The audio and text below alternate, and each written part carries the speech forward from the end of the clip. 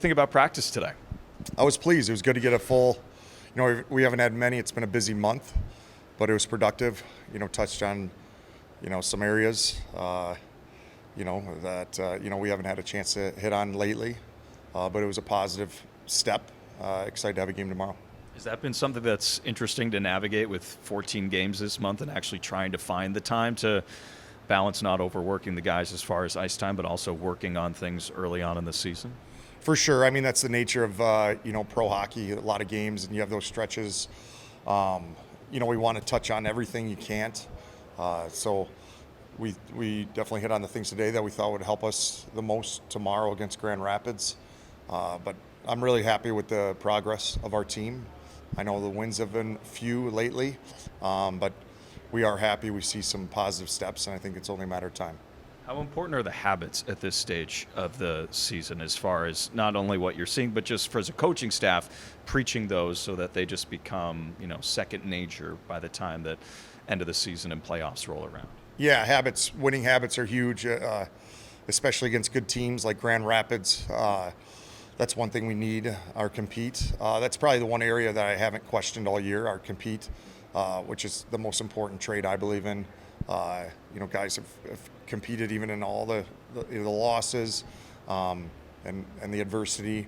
But yes, having good stick habits, being on the right side of the puck, checking, we have to be more consistent in that area, especially against good teams.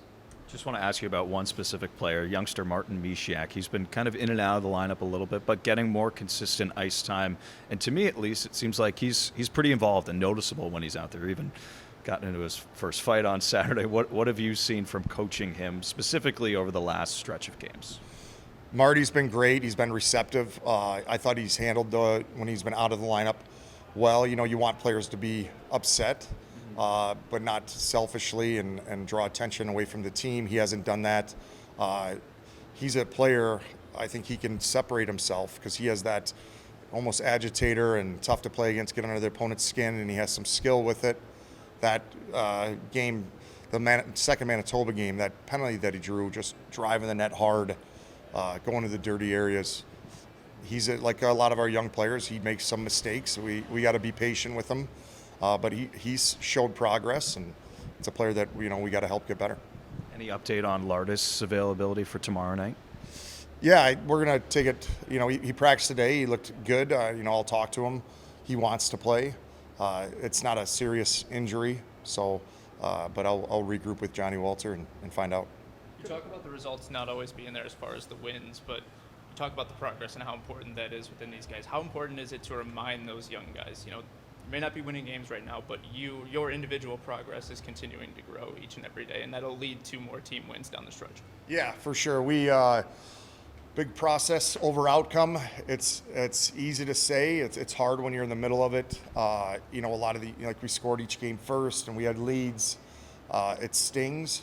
And I do like the morale of our group. Even that Saturday game when they got away from us, it was 5-2. We kept pouring it on. Guys aren't satisfied. We want to win hockey games, but I really am. I'm not just saying this. I do think there's a lot of areas in our game that we've improved upon. I think our offensive game, still tons of areas to improve on, but we're taking steps. And our defensive game has been pretty solid, but again, we're taking steps. So we're constantly trying to show the guys the positive and teach along the way. Is there anything you guys are doing differently in practice, maybe like conditioning? Because it seems like in some games you guys are getting out to an early lead and then can't quite get the win. Anything you guys doing differently just to kind of so the guys can play a full 60 minutes that they're 100%? No, we have pretty up-tempo practices. I don't think that those losses are necessarily from conditioning. It's human nature. When you get leads, you want to protect it. I think where we got to get better at is extending leads. One area is our power play. A lot of these games we've had one goal lead, 2-goal lead. We got to, really chomp at the bit to extend the lead there and not let teams hang around. But I don't question the team's conditioning, and like I said, their compete. Going into this 4-game homestand, you talked briefly about wanting to establish that kind of home ice, not dominance, but the success on home ice. How disappointing is it that hasn't quite happened on this homestand? It's human nature. I'm upset after every loss, especially at home when we have leads. It's a lesson that we can't not pay attention to, and we have to learn from it. Trying to remind yourself, process over outcome. I like the way we played in these games.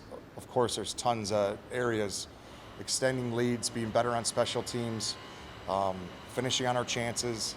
But yeah, I would rather obviously win those games, but we're not going to sit and sulk about it. We have a lot more hockey to play. We have to be better in this building, and I'm confident that we will. You put Aiden in there on that top line, and he has produced. I mean, what was the gut feeling about he was the guy to put in there in that hole?